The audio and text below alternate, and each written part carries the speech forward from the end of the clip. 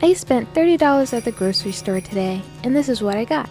Cabbage was on sale for 19 cents per pound. So I caught a nice 6.55 pound cabbage and I only paid $1.24 for it. And luckily this deal is running for 2 weeks, so this week is going down to 15 cents per pound. I use a grocery store tracker to monitor all the food that I buy, and so I definitely wrote down that this was a St. Patrick's Day discount special. And I'll be looking for it next year. I also got these red potatoes for $1.99. This isn't the best price they've had for it. They've gone down to 99 cents, but I'm excited to make bacon mashed potatoes.